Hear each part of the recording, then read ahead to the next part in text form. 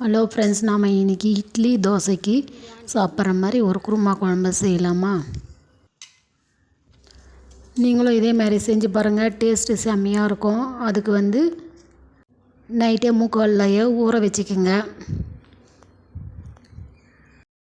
ஒரு குக்கரில் ஒரு சொம்பு தண்ணி ஊற்றி கொஞ்சோண்டு உப்பு போட்டு வேக வச்சுக்கலாம். தனியாக அடுப்பத்தை வச்சு கடாயில் கல்லெண்ணெய் ஊற்றிக்கலாம்.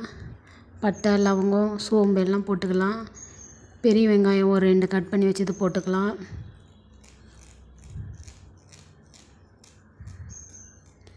நாலு பச்சை மிளகாய் சேர்த்துக்கலாம். நல்லா வதக்கி விடுங்க. நல்லா வதங்கட்டும்.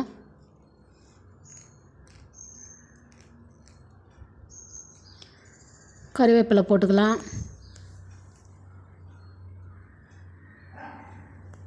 மூணு தக்காளி கட் பண்ணி வச்சது சேர்த்துக்குங்க.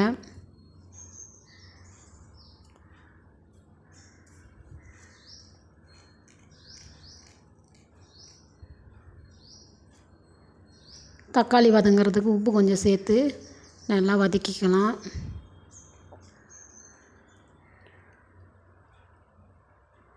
தக்காளி நல்லா வதங்கி வந்ததுமே இஞ்சி பூண்டு பேஸ்ட்டு சேர்த்து பச்சை வாசனை போகிற அளவுக்கு நல்லா வதக்கி விடலாம். பச்சை வாசனை நல்லா போட்டோம், அது வரையிலும் நல்லா வதக்கி விடுங்க. இப்போ நான் பீன்ஸு, கேரட்டு கட் பண்ணி வச்சதை சேர்த்துக்கிறேன். எண்ணெயிலே ஒரு 5 நிமிஷம் அப்படியே சுண்டன மாதிரி நல்லா வதங்கி வரட்டும். அந்தளவுக்கு வதக்கி விடுங்க. வேக வச்சு தனியாக எடுத்து வச்ச மூக்கல்லையே இதோடு சேர்த்துக்கிறேன்.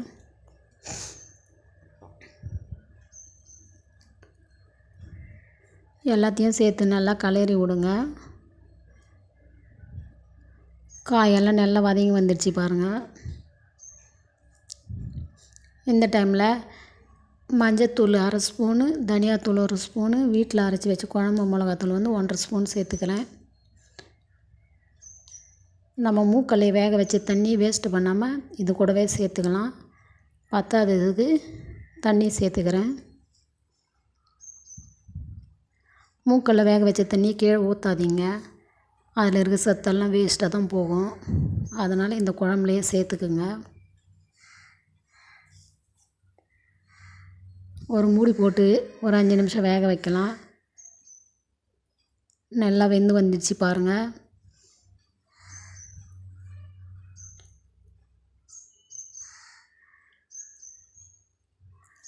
கேரட்டு வெந்து வந்துடுச்சு. கேரட்டு, பீன்ஸு, அந்த சுண்டல் எல்லாம் வெந்து நல்லா வந்துடுச்சு பாருங்கள். இந்த டைமில் நம்ம தேங்காய், பொட்டுக்கடலை அரைச்சி தனியாக எடுத்து வச்சுருக்குறோம். அதை சேர்த்து கிளறிக்கலாம்.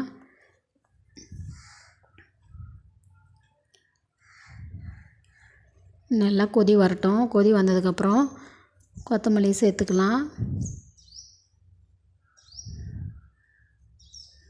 நல்லா கொதித்து வந்துடுச்சு பாருங்கள். அவ்வளோதாங்க, சிம்பிளான குருமா குழம்பு ரெடிங்க. உருளைக்கிழங்கு பதில் நம்ம கேரட்டு, பீன்ஸ் இருந்தால் கூட சேர்த்துக்கலாம். நீங்களும் இதே மாதிரி ட்ரை பண்ணி பாருங்கள். உங்களுக்கு பிடிச்சிருந்தால் லைக் அண்டு சப்ஸ்கிரைப் பட்டனை அமுக்கிட்டு போங்க ஃப்ரெண்ட்ஸ். நீங்கள் ஒரு சப்ஸ்கிரைப் பண்ணிங்களன்னா எனக்கும் சந்தோஷமாக இருக்கும். மேலும் மேலும் வீடியோ போடுறதுக்கு இன்ட்ரெஸ்ட்டாக இருக்கும்.